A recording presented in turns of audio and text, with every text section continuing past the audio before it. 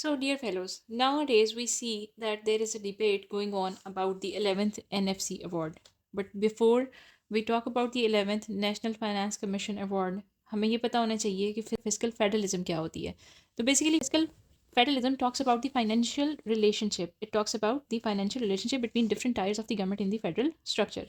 और physical federation की कुछ टाइप्स होती हैं जिसमें सबसे पहले नंबर पे आती है डिसेंट्रलाइज फेडरेशन. डिसेंट्रलाइज फेडरेशन के अंदर प्रोविंसेस और स्टेट्स का एक अटोनमस फिजिकल अथॉरिटी होती है और ये हमारे पास प्रोमिनेंटली यूएसए और कनाडा में हमें नज़र आता है. फिर हमारे पास आती है सेंट्रल फेडरलिज्म जो हमारे पास इस वक्त पाकिस्तान में है और इंडिया और नाइजीरिया में भी काम कर रही है. और इसके अंदर फेडरल गवर्नमेंट डोमिनेट करती है आपकी रिसोर्सेज को, आपके टैक्सेस को, आपके transfer of funds from the centre to the downwards towards the states और दी प्रोविंसेस.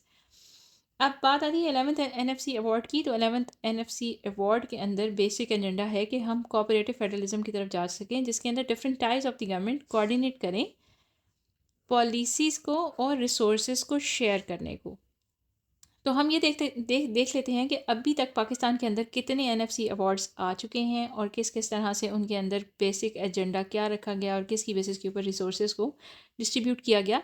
तो सबसे पहले पाकिस्तान के अंदर फर्स्ट NFC अवार्ड आया इन 1974 और ये पहला अवार्ड था अंडर द कॉन्स्टिट्यूशन ऑफ 1973 और इसके अंदर आर्टिकल 160 था.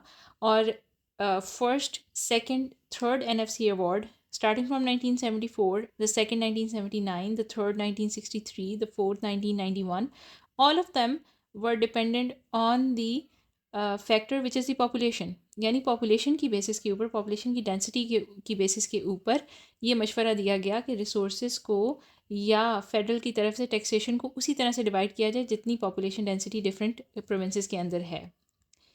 फिर एक प्रोमिनेंट चेंज हमें नज़र आया इन दी 7th NFC अवार्ड जो एक वाटरशेड था for provincial devolution and the 18th amendment context.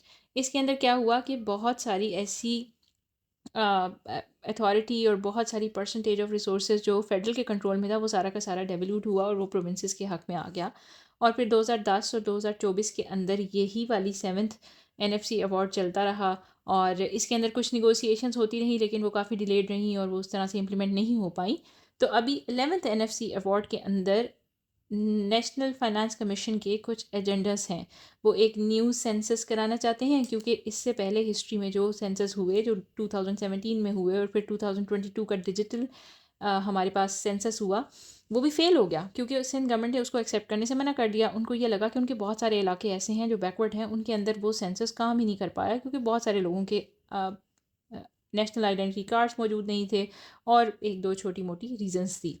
सो अभी ये नेशनल फाइनेंस कमीशन जो 11th है उसका मेजर एजेंडा ये है कि वो एक न्यू सेंसस कराएं, उसकी बेसिस के ऊपर वो एक कोई नया फैसला लेकर आएँ. इसके अलावा बहुत सारी बिखरी हुई डिस्ट्रिक्ट्स को मर्ज किया जाए इनटू सर्टन डिस्ट्रिक्ट्स. और इसके अलावा 18th अमेंडमेंट के अंदर उसकी ट्रू लेटर एंड स्पिरिट्स के अंदर इम्प्लीमेंटेशन नहीं हो पाई थी. तो 18th अमेंडमेंट पे के कुछ पार्ट्स जो सही तरीके से नहीं इम्प्लीमेंट हुए थे वो 11th NFC अवार्ड के अंदर इम्प्लीमेंट हो जाएं. So this is all about the 11th NFC award which is expected under the 27th amendment. Thank you.